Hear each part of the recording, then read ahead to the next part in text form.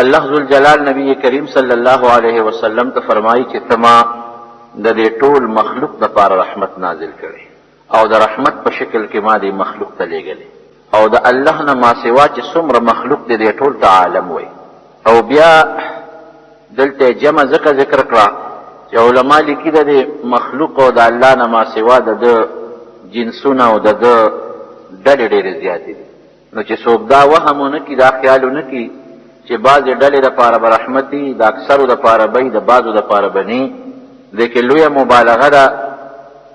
شمول دی پکې. او دې خبرې ته اشارت ده چې د الله نه ما سوا څومره مخلوق دی، که د ځمکې دي، که د دریابونو دي،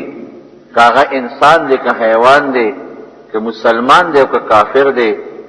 د ټولو دپاره د نبی علیه السلام مبارک وجود رحمت او رحمت دی. انسان خو څه کې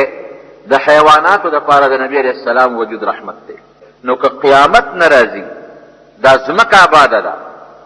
دا ستوري آباد دي، دا انور او سپوږمۍ آباد دي، دا اسمانونه آباد دي، دا حیوانات او دا کاڼي بوټي آباد دي، دا د الله د نوم برکت دی.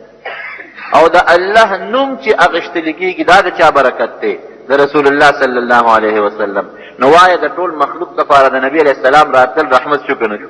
که دې نه راتل نن به په مخ د ځمکه د الله نوم نو ختم به. د نبی علیه السلام مبارک بیبي د حضرت جویریه رضی الله تعالی عنها صحابیات وی دا په مونږ کې ډېره زیاته بختوره ده. وی دا ځکه بختوره ده چې مونږ د دې په قوم باندې حمله وکړه او دا مونږ په قید کې راوسته. د دې قوم کې څومره زنانه وي او غلامان او وینځو چې په قید کې رالل، وی نبی کریم صلی الله علیه وسلم فورا دا د نبی علیه السلام له خدای راوسته. جویریه رضی الله تعالی عنها دا هغه حرم ته داخله شو. چې داخله شو نبی علیه السلام ازاده کړه، په نکاح وتړله. ګوره دا د نبی علیه السلام حکمت، هوښیار شخصیت چې ازاده یې کړه او نکاح پرې وتړله چې صحابو ته پته ولګېدله چې هغه جویریه خو ازاده کړه او نکاح پرې وتړله. بل صحابي وی دا ما سره خو د دې خور ده، نو دا خو د نبی علیه السلام د بیبي خینې شوه، دا به وینځئ. بلې وی ما سره خو د تره لور ده، نو دا خو د نبی علیه السلام د بیبي د تره لور شوه، دا به وینځئ. بل صحابي وی ما سره خو د دې جنۍ د ماما لور ده، نو دا به وینځئ. د نبی علیه السلام د بیبي څومره وینځي چې صحابه په دغه جهاد کې ګټلې وې ټولې ازادې کړې. وی دا د نبی علیه السلام د جویریې بیبي د قوم ښځې دي، زنانه دي، نو چې هغه ازاده شوه دا ډېر لوی زمونږ دپاره دا بېادبي ده او دا زمونږ دپاره یو ډېر لوی بې سعادتي ده چې د دې د قوم ښځې زمونږ په وینځو کې دي. دا د نبی علیه السلام رحم او رحم. او زه اکثر طالبانو ته دا خبره کوم، خلک وایي غلامانه وینځي. هغه زمانه کې خدا رواج او خلکو به غلامانه وینځي ساتل. شریعت پورې خصوصا نبی کریم صلی الله علیه وسلم کوشش کړی دی چې دا وینځي غلامان دی ځای. بار بار وایي ګورې که چا باندې دا قسمه جرم راغی غلام پکې ازاد کړه، وینځه پکې ازاده. که چا دا کار وکړو نو غلام دی ازاد کړي، وینځه دی ازاده کړي. او فرمایي وایي ګوره ستا غلام دی ستا وینځه ده، که ډوډۍ دله پخه کړه نو ځان سره یې کښېنوه ډوډۍ به، او انګولې دله پوخ کړه نو دا وینځه را غلام راوله او ځان سره یې په ډوډۍ کښېنوه. او چې ته څنګه جامه اغوندې دې وینځل او دې غلام له هغسې جامه ورکړه. یو سړی راغی نبي علیه السلام مبارک ته کېناسته او په ژړا شو. وی د الله رسوله ستا په ما ډېر لوی احسان او تا په مونږ ډېر احسان. او دې مار دا خبره کوي. نبي علیه السلام مبارک ورته فرمایي ملګري څه چل شوی دی؟ ته سلګی وایي هغه غریب سلګی وایي. وی نه ستا په مونږ ډېر زیات احسان دی او که ته نه وې راغلی چې زمونږ به نور څه حل وو، ستا په مونږ ډېر احسان دی. بیا ورته نبی علیه السلام مبارک فرمایي ملګري هله وایه چا څه شوی دی، چا وهلی، چا تکلیف در کړی دی، چا ستړی کړی؟ وی نه یو د زړې زمانې قصه را یاده شو. وی ما واده کړی د جاهلیت په زمانه کې ستاسو د راتلو نه مخکې. وی زه لاړم په سفر، تجارتي سفر باندې به خلک لاړل، ډېره موده به بار وو، په پیاده سفر یې به وي. وی زما د تلو نه پس چې زه کله تلم نو زما د تلو نه پس زما لورو شوه، چې زه لاړم زما لورو شوه. ما خو څو کاله بار تېر کړل. داسې وخت کې واپس شوم چې زما هغه لور اوچته شوې وه او ماشومه وګرځېده او داسې خوږې خوږې خشته خشته خبرې کولې. او عربو کې به رواج سو لوڼه به یې جمدېخه کولې. وی دا ماشومه مې د مور پې کړې وه چې ګورې بابا به دې راځي او ته به ورته دا نه وایې چې زه ستا لور یم. ما دا مشوره کړې چې دا زما وینځه ده، ماشومه مې اخېستې ده. وی ښځه مې یارېده چې هسې نه زه راشم او دا ماشومه چې ته مړه نه کړم. وی چې زه رالمه دا ماشومه په کور کې منډې تړلې وی اولاد څونه خوږي ګورې. دا قصدن الله په زړه کې د اولاد سره مینه پیدا کړي. که دا مینه نه وي نو بیا به د بچو تربیت خلکو نه کوي. وایي چې څنګه رالم او دې ماشومې ته مې وکتل، زه پوه شوم چې دا خو زما لور ده او زما د پیدایش نه پس زه تلو نه پس پیدا شوې ده او لوی شوې ده. وی ما مې د ښځې نه تپوس وکړ ښځې دا څوک دی ویره دا مې یو ماشومه په بیه اغېښتې ده چې لکه د اولاد په شانتې به یې لویه کړو او بس مونږ سره به یې ماشومې به هم پوهې وه هغې به م راته بابا کول خو داسې مور پرې کړې وه ډېره به نه را جوختېدله وایي زه پوه شوم یو بل نه مې تپوس وم وکړ هغې م راته وایي چې دا ستا لور ده دا راتلو نه پس شوې ده وایي زمونږ په وطن کې خو رواج ده چې لوڼه به یې جمدی خښولې ولې جمدی خښئ ګوره د جاهلیت رواج خلک وایي اسلام مونږ له څه راکړل زه حیران په دې ما چې دا څومره عزت دی نن په مخ د ځمکه د ښځو د سړو د ماشومانو د بوډاګانو دا ټول د اسلام د برکته دی اسلام د عزت ورکړی دی یورپ کې د ښځې څه عزت دی ښځه بربنډه ګرځي په کوڅو کې او چا ته د خپلې ښځې او د خور او د مور پته نه لګي دا عزت دی د ښځې د ښځې عزت خو دا دی چې دا په کور کې درنه ناست دی اسلام دا قدر او د عزت ورکړی دی لوڼه به یې جمدی ښخول اسلام دا رواج ختم که بند دی که دا د عزت او دا حق خو د ښځې له اسلام ورکړ ویې لاړم خلک به څه وایي ها دا لور ده سبا به ستا زومان ګرځي شرم دی یاره زما زوم چې وایي دا چې چاته واده شي دا خو زما دپاره شرم دی او ډوډۍ به د کوم ځای نه وله پیدا کو الله قرآن حکیم کې فرمایي ولا تقتلوا اولادکم خشیة املاق نحن نرزقهم وإياكم ان قتلهم كان خطئا كبيرا بچي مو وجنې د لوګي چې دا به اوږي او ډوډۍ به څه خوري تاله او دې بچوله د روزي او رزق الله وایي زه درکوم د دوی وجل ډېره خطرناکه او لویه ګناه ده وی ځنګل ته لاړم داسې د کلي نه لرې او یو کوی مې وکنیست په خپلو لاسونو خو چې د ښځې مخکې مې ستا نو کله به مې یو مخ ته رانږدې کوله او کله به مې د بل مخ ته رانږدې کوله کله به مې وله یو مخ کوله او کله بل مخ چې دا ښځه مې پوی نه شي کله به مې وله ویښته ښکلول او کله به مې وله لاس ښکلو وی ومې ویسته هغه ماشومه د کلي نه بار خو چې مې وویسته نو هغه زمانه کې خو رواج و د لوڼو د ښخولو نو دا پوه شوه دا ماشومه نو په جاړه شوه نو ما بیا خپل کړه چې بچې مه جاړه او زه به سره جاړم ځکه اولاد خښول او بیا جمدي یو انسان خپل اولاد چې خښوي دا ډېر ګران کار دی الله دې مسلمانو سره ګران کار وی ځان ته مې را جوخته کړه چې نه بچې سیل کوو هلته ځو دلته ځو ماشومه ده وایي چې هغه ماشوم یې کوي ولیده او هغه سسکورې او چاریانې ولیدې وایي بس په چغو شو په ژړا شو وی ما اوس په زړه هغه زنګ پروت دی د جاهلیت د کفر هغه زنګ مې په دې اړه پروت دی زم جاړم ځکه ډېره غټه پریشاني چې په خپل لاس یو ماشومه چې بېګناه ماشومه به ته په دې وجه وایي معصوم د ګناه نه پاک ته وایي یو پوټې ماشومه زه اوس پې کې غورځوم وایي زه دا ماشومه غورځوم وایي زما د سټ او د مرۍ نه داسې لاس را چاپېره کړی دی چې ما نه جدا کېږي نه وایي اوم شو کوله په زور د خپل ځان ناکوي کې مې غورځوله او دا چغې وایي بابا ګناه مې څه کړې ده غلطي مې څه کړې ده او د ماشومې ځان په خپله پیدا کړي که د مور او پلار د برکت نه چغې وایي او په زور مې وشو کوله هغه ماشومې چغې زما په غوږ نه لګېدې کوي کې مې غورځوله او خاورې مې پې ور واچولې او جمده مې ښخه کړه د الله رسول هغه خبره مې اوس را یاده شوه هغه د لور هغه چغې ژړا اذان نه شو کوله هغه بېرحمي او په کوي کې خښول دا ستا په مونږ احسان دی چې تا دنیا ته تشریف راوړو دا رواج دې ختم که ته نه وې راغلی دا رواج به تر ننه پورې جاري پاتې خدای خبر مونږ به څومره نورې لوڼې جمدې خښول وایي دا د نبي علیه السلام رحم په ماشومانو شو که نه شو ایو رحم شو په ماشومانو ډاکې به یې کول بربند به ګرځېدل یورپ وایي مونږ ښځو له حق ورکړو د میراث حق د ښځو نو ښځو له به چا په میراث کیسه نه ورکول او چې په ښځه به خپله بیماري راله ډوډۍ به یو ځای ورسره نه خوړه لاس به یې ورسره نه لګاو جدا کمره به یې وله جوړه کړې وه په هغې کې به یې ډوډۍ ورته لکه د سپو غوندې ورغورځوله اسلام راغې وې نه دا څه کوئ دا خو زنانه ده کله جوړه ناجوړه بیماري ده د الله له طرف نه ډوډۍ به ورسره یو ځای خورئ لاس ورسره لګولی شي اوبه ورسره په یو جام څښلی شي یو بستره کې ځان سره کېنولی شي دا ګناه ده دا غلطه خبره به نه کوې میراث کې برابر حصه وله ورکړه لکه څنګه چې د سړي سره دقه رنګې ښځې له به میراث کیسه ورکړې دوی سې باندې ته به یو واخلې ما بعضې خلک وي د ښځې خو نیمه ده او د سړي ورمې د ښځې خو بلا شی ده د سړي کمه ده ولې سړی یوی سالي ښځې دلته کې نیمه ده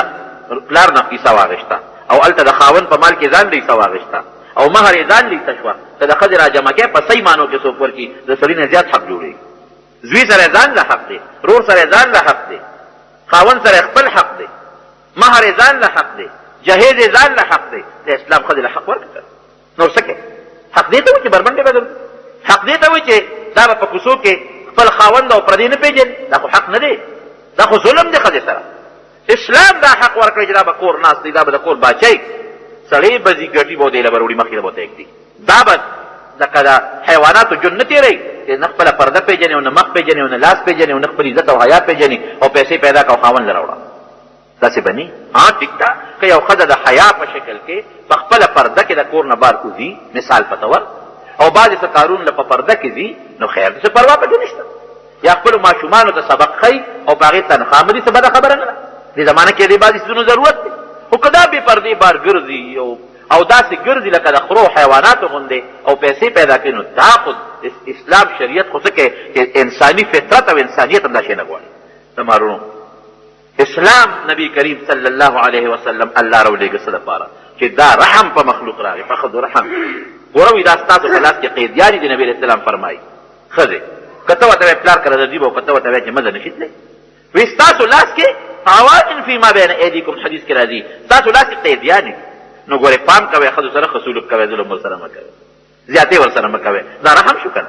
کافرو باندې رحم یې وګوره مسلمان خو څه کوي په کافرو باندې رحم یې وګوره جهاد کې وایي که بوډا سړی په مخه درغې غذار به پرې نه کوي بوډا باندې به غذار نه کوي ماشوم که په جهادي میدان کې د ګیر که غذار به پرې نه کوي ښځه که د جهادي میدان کې ونیوله ګورې پام کوه په ښځې غذار ونه کوي دا رحم شو که نه شو او که دشمن سره مخامخ شوې او ستا کلمې ومنله به ستا رور شو او که کلمه ستا نه مني او ستا د حکومت قانون مني ستا ټکس جزیه وغیره مني بس غږ به ورته نه کوي ظلم او زیاتې به ورسره نه کوي هندا هغه ښځه ده چې د حضرت حمزه رضی الله عنه قاتله ده حضرت حمزه رضی الله عنه د نبی علیه السلام ترو سید الشهدا ورته وایي د احد میدان کې یو دیوال چې ته ودې هلته کې اوس قبرونه درې قبرونه یو ځای دي یو د حضرت حمزه رضی الله عنه دی یو د مصعب ابن عمیر رضی الله عنه دی او یو د عبدالله ابن جحش رضی الله عنه درې کسان نو مزه تللی ومنه یو ماشوم بچی راغی هغه دا خیال و چې ته پته نه لګي نو هلته کې د عرب د ماشومان عموما خلکو ته د لارې کوڅې ښیي نو خلک ورله 2 ریاله ورکړي رپوټې ماشوم بچی دی د مټه ونیومه نو هغه ملګري ورته زما وایي بچی خوښوي زه له درته هر څه معلوم دي ما ته پرېږده دې غریب یو ریال دوه پکار دي ما بچی وښایه ته څوک دی د هغه الفاظ مې قسم دی اوس په دغه غوږ کې دي ما ته په دې چې وا چار دیواری کې نه دي هذا فی داخل ما وی او وی هذا سید الشهداء حمزه بن عبد المطلب هغه مې اوس هم یاد دي مې ګوره دې هم په خوله سید الشهداء لفظ روان دی چې د ټولو شهدا او سردار د نبی علیه السلام مبارک طرف دې هندې ورسره دا چلو کړو چې دا سینې ولوشوله ده او زړه یې راوویسته په چکونه ولګول او اینه یې راوویسته په هغې چکونه ولګول او غوږونه یې ترې پرې کړل پوزه یې ترې پرې کړه شونډې یې پرې کړې او دا روزې یې ترې پرې کړې او دی په اتار کې واچول امیل یې کړه په غاړه کې واچول او ګډېده به او دومره پې رسول الله صلی الله علیه وسلم خفه دی ډېر زیات وی ارمان چې دا به یو مستقله طریقه جوړه شي ګنې زړه مې غواړي چې دا حمزه ښخ نه کړم په دې میدان کې همدقسې پرېږدم چې مارغان راشي او دا د دنیا دا حیوانات راشي او د د غوښې وخوري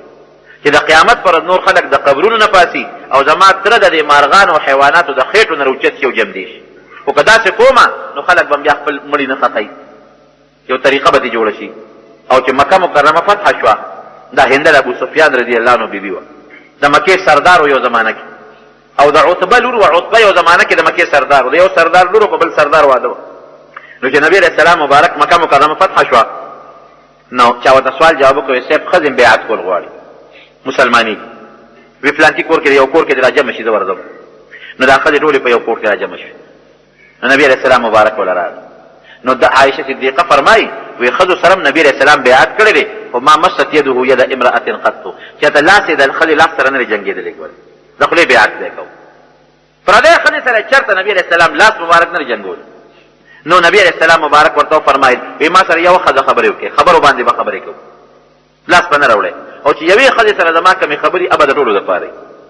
نو دې هندې ځان پټ کړي دا مسلمانېږي د اسلام په نیت راغلی او د دنیا نورې ښځې په دا کور کې دي ځان یې په پړونو کې پټ کړي دي دې ځان پړونو کې پټ کړی دی او دا مشره وه د ابو سفیان بیبي وه دغه وخت کې د مکې سردار و خاوند دی خاوند یې مسلمان شوی دی نو دا وایي چې ما ځان پټ کو ښه مضبوط پړونې مې په سر که برقه مې واچوله چې اسې نه پیغمبر علیه السلام مې ونه پېژني ولې چې وپېژندم نو بیا زما توبه نه قبلېږي ځکه ما د نبي علیه السلام تر سره ډېر انتهایي ظلم کړی دی داسې ظلم نه کړی چې دومره ظلم به هېڅ څوک چا سره ونه کړي د هغه د وجود اندامونه مې امیل کړل او ګډېدلې او د هغه په اینه او د هغه په زړه مې چکونه لګولي زه به چېرته معاف شم نو راشه ځان به پټ کړمه که بیعت کې په پټه کې داسې په معاف شومه نو ممکن ده بیا به راته غږ ونه کړي ځان یې پټ کړی دی د ښځو مشره د نبي علیه السلام مبارک ورته فرمایي وی زه خو څه شرطونه تاسو باندې اکدم منې هندې د ټولو ښځو مشره وه وی وایه صاحب چې څه شرط یې هغه منو وی زما لومبی شرط دا دی چې شرک به نه کوې الله له به شریک نه منې هنده ورته وی دا شرط مونږ ته قبول دی منظور دی وی اوسه پورې م ډېرو بوتانو ته سجدې وکړې موږ له څه فایده راکړه دا شرط منظور وی ښه دویم شرط مې دا دی چې زنا به نه کوې بدعملي به نه کوې او ته څه وایي وی د شریف قوم لوڼه خویندې بدعملی نه کوي موږ چې دا څومره درته ناست یو دا د قریشو ښځې دي د قریشو لوڼه دي د قریشو میندې دي موږ شرفا یو دا شرط په موږ مه لګوه موږ اصل بدعملی نه کوو موږ د شریف قوم خلک یو اوس نبي علیه السلام دی لکه وایي چې عجیبه خبره مني ما او دا ته نیغه نیغه م لګي بیا ورته وایي چې بچي به نه وجنئ لکه ښځو کې خو دا رواج و او ته څه وایي وایي موږ بچي نه وجنو موږ ماشومان لوی کړو نو تا راله په جنګونو کې مړه کړل بیا حیران شو نبي علیه السلام چې ناشنا ښځه ده هم اسلام راوړي ایمان راوړي خبره مني هم ماله مخامخ جوابونه م راکوي اوس د هغې په زړه کې خوا سرداري پرته ده که نه او د سردار لور ده د سردار ښځه ده ورته وایي چې غلا به نه کوې غلا به نه کوې نو ځان یې پټ کړی خو بعضې وخت کې انسان ځان پټ کړي خو د خولې نه خبره وځي د خولې نه خبره وځي ورته وایي غلا به نه کوې وایي صاحب بلکل دا شرط منظور دی غلا خو ښه شی نه دی نه به کوو خو زما خاوند د ابوسفیان بخیل دی نو که زه د هغه نه څه شی پټ کړمه او هم د هغه په بچو یې لګوم نو څنګه به بس نبي علیه السلام خو پوه شو چې د دې خاوند خو د خاوند نوم خو یې د خولې نه ووته دا خو د ابوسفیان ښه معلومېږي وایي اانت هند بنت عتبه وایي ته هنده د عتبه لور یې څه خو چې دی ورته وایي پره پیدا شوه وی او صاحب ما نه خو یېرو ما خولې نه خو د خاوند نوم ووت او مکه یم د هند د عتبه لور یم هنده مې نوم دی صاحب ما ځان پټ کړی ما ډېر لوی جرم کړی ما ستا تره سره ډېر لوی ظلم زیاتې کړی داسې زیاتې په مخ د ځمکه څوک ونه کړي اوس ایمان راوړم مسلمانېږم او ځان مې پټ کړی دی ما ته پته وه که زه ښکاره شم نو زما توبه نه قبلېږي وی د زړه د صدق نه هندي ایمان راوړل غواړې وی او هېڅ فکر نشته الاسلام یهدم ما کان قبله چې مسلمانه شو دې نه مخکې چې څومره ګناهونه دې کړي دي زما د تره پورې هر څه درته معاف دې نه غټ رقم بل شته که بل څوک وې زه معاف به دې کوم خو دونه تپوس د نه کوم چې دا ظلم دې ولې کوم نه ښه ده معاف شو سره د نور او هغه چا چې حضرت حمزه وجلی و غزار یې پرې کړی وحشي رضی الله عنه هغه ته زمانه نبي علیه السلام له راغی د هغه وجلی و د هندۍ لپاره چې څنګه راغی نبي علیه السلام ته مخامخ شو ورته یې ویې چې صاحب زه وحشي یم وی انت وحشي ته وحشي وی یو زه وحشي انت قتلت حمزه تا وجلی دی زما تره داسې ورته نه شي او وی بس تا ته چې څنګه خبره رسېدلې ده صاحب همغه ټیک ده اوس به څه کوې بس اوس اسلام راوړم ظلم خو ما هم ډېر زیات کړی دی نو ګوره که بل سړی معاف کړی به زما تره بیا تا دومره ظلم یو غلام یو ته دا چل کې ته دا چل کې پیغور خو بیا ورکړی لږ ملامتیا خو بیا کړې وه خو ته یې وحشي یو کار به کوې وی زه چې تا ته ګورم او ستا دې مخ ته ګورم نو ما ته هغه خپل تره یادېږي او د هغه تره هغه پرې کړې پوز او غوږونه او سترګې او شونډې راته یادېږي اسلام دې قبول شو بلکل معاف یې زه هر څه چې دې کړي دي معاف شوې الله د نه هېڅ تپوس به نه کوي خو ته دا مهرباني وکړه چې ته چېرته جهاد ته لاړ شې دلته ما ته مخامخ مه ودرېږه دا راته زه یو خبره کوم وی ډېره ښه ده دا جهاد په هغه هلته خدای رحم وکړه وی به وی دوه مې غټ وجلي دي وی چې کافر نو غټ مسلمان مې وجلی چې د نبي علیه السلام مبارکه درو او بیا مسیلمة الکذاب چې د نبي علیه السلام دشمن د پیغمبرۍ دعوی کړې وه بیا هغه د لاسه خدای مردار کړ دا رحم د نبي علیه السلام په مخلوق خدا په حیواناتو بیبیانو سره به کور کې دننه کار کو ښه عایشه بیبي فرمایي وی کان فی مهنة اهله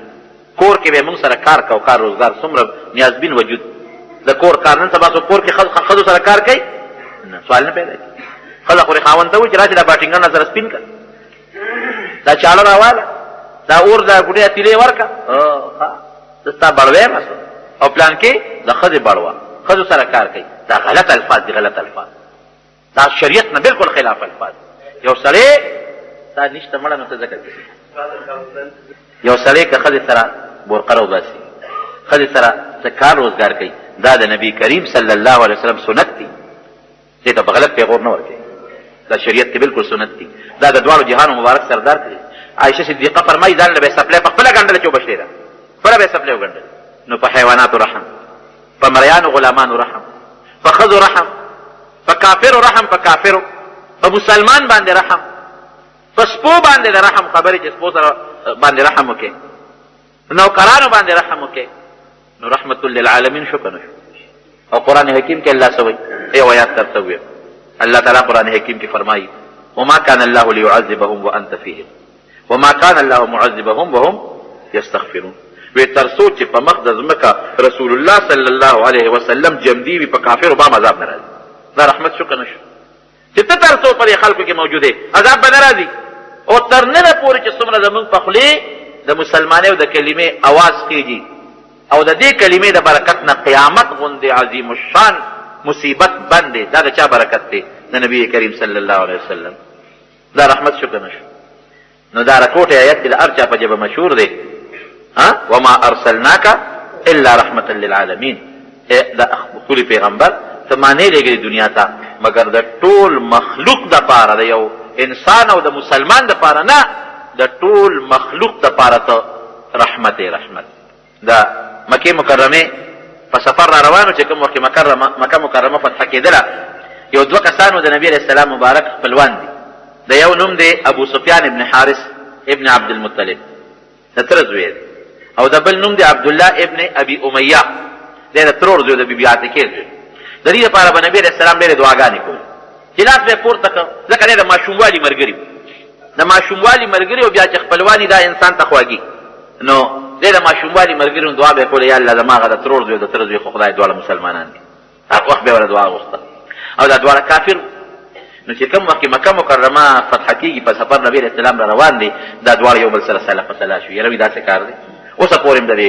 نبي علیه السلام مخالفت وکړو حالانکې زموږ خپل دی یو وی زما د تره زوی دی بل وی زما خو د ماما زوی دی نو زه چې ځو چې دواړه مسلمانان شو په لاره راغله چې رالل صحابه ولیدل نو صحابه په نبي علیه السلام زیري کول یو په منډه منډه را روانو صاحب مبارک شه خیر دی وی هغه د ترور زوی دی او د تره زوی دی را روان دي مسلمانېږي چې تا ورله دعاګانې غوښتې وی کم وی هغه عبدالله او ابو سفیان ابن حارث وی پام کوئ چې ما ته را مخامخ نشي بلکل چې ما ته را نږدې نشي وی صاحب هغه تره زوی دی وی مغه یادو وی ولې وی دې توبه نه قبلېږي دا را مخامخ نشي دې اسلام نه قبلېږي خلک هم حیران شو چې خدای پاک عجیبه ده د هندې قبلېږي د نورو قبلېږي د دوی نه قبلېږي ابو سفیان مسلمان شو نور خلک مسلمانان شو مشهور ابو سفیان چې کوم ابل ابن امیه هغه مسلمان شو او دا نه مسلمانېږي د اسلام نه قبلېږي څه شوی وی صاحب دا خو تاسو پورې دعاګانې وله غوښتې الله ته دې وله جړلي دي اوس چې ایمان راوړي راځي ته توبه نه قبلېږي بلکل دې توبه نه قبلېږي خپلوان رالل نبي علیه السلام سفارشونه کوي بلکل ابو بکر صدیق راغی عمر فاروق راغی وی ما ته سفارش تدوی نه کوي توبه نه قبلېږي بلکل دا چې ما ته را مخامخ هغې ته چاله وي هغې وی که توبه قبلېږي او که نه بس مونږ مسلمانان یو که مو وجنې او کار سره سره کوي بس دغه نه ایمان مونږ راوړی دی مونږ ته دا معلوم دی چې دا رښتونی پیغمبر دی او دا راته پته ده چې الله یو د شریک نه دی ام سلمه رضی الله عنها د عبدالله خور وه د مسلمانانو مور د نبي علیه السلام بیبي راله نبي علیه السلام ته کېناسته وی صاحب یو خبره کوم وی ام سلمې ګورې که دا رور او د هغه بل خبره کوي چې راته ونه کوي وی صاحب یو دوه ټکي اجازت راکوي وایه وی په پردو رحم کې په خپلو نه کې په کافرو کې چې دشمنان دي او په دوی نه کې ولې پرې رحم نه کې وی ام سلمې وی دا یو چې دی ابو سفیان وی د ما خلاف شیرونه جوړ کړي او داسې شیرونه یې جوړ کړي چې هغه نن په مخ د ځمکه خلک لګیا دي غزلې وایي او زه نیم یاد کړی ما سره زما خدای ستایلی دی او جبریل پسې ستغې سپورې ویلې دي په شیرونو کې نو که ما ته ذاتي ضرر وي خدای به یې معاف کړم نو زما الله پسې بدې ویلي زما پر جبریل علیه السلام پسې سپکې ویلي څنګه معاف کړم او دا بل چې دی ترور زوی مې دا د تره زوی مې دا ترور زوی مې ستا دا رور چې زه کله پیغمبر شم دې مې ځان ته راوغوښتو مې چې فلان کې ما له الله پیغمبري راکړه تا ته خو معلوم یم زه دروغجن یم رښتونی یم په ما ایمان راوړه وی د ما ته وې چې دا خو لا داسې ده که نه که زه دلته ناست یم او د هغه ځای نه خدای پاک ما ته خط راوړېږي د اسمان او فرشتې له یې ورکړي او ما له یې راوړي او په هغې یې لیکلي چې دا د ما پیغمبر دی ویې منه نو بیا هم دې نه منم زما د خدای سپکاوی کړی هغه هم پوه شوه چې دا به ورسه کېږي نو دا بیبي ډېره زیاته هوښیاره وه دا دواړه یې راوستل وي داسې کار دی بل څه نه کېږي خو نبي علیه السلام کې رحم ډېر زیات دی ډېر رحم دل دی بس اوس غصه دی او خفه دی او په دغه ټکي خفه دی تاسو دواړه راشئ مخامخ ورته کښېنئ او زه راته یو ټکي ښیم د قرآن شریف یو آیات دی هغه ورته ووایه نو ممکن داسې چل جوړ شي نو یو آیات یې ورته وښو کوم د یوسف علیه السلام رونو چې یوسف علیه السلام ته ویلې یې ورته وښو نو چې دې دواړه څنګه رالله او مخامخ شو نبي علیه السلام ته نو هغې ته مخ مبارک داسې واړو مخ یې ته واړو نو دې بل طرف ته راته وشو هغې ته داسې مخ واړو نو دې خوا راله نو هغه آیات یې ورته وویل د یوسف علیه السلام رونو چې کوم آیات ویلو تالله لقد آثرك الله علينا وإن كنا لخاطئين زمونږ د قسم په خدای وي چې مونږ دا منو ای پیغمبره چې تعالی الله په مونږ باندې فضیلت درکړي ته په مونږ الله غوره پیدا کړي مونږ نه غلطۍ شوې دي مونږ خطاکار ګناهګار یو د الله په در کې معافي وغواړو خو چې دی یې ووایي که نه نو نبي علیه السلام مبارک ورته حقه جواب ورکړه کوم چې یوسف علیه السلام خپلو وروڼو له ورکړی لا تثریب علیکم اليوم یغفر الله لکم داسې ده که نه؟ هېڅ ملامتیا در باندې نشته، ځه خدای مو بخه. رحم وکړه که ونه شو؟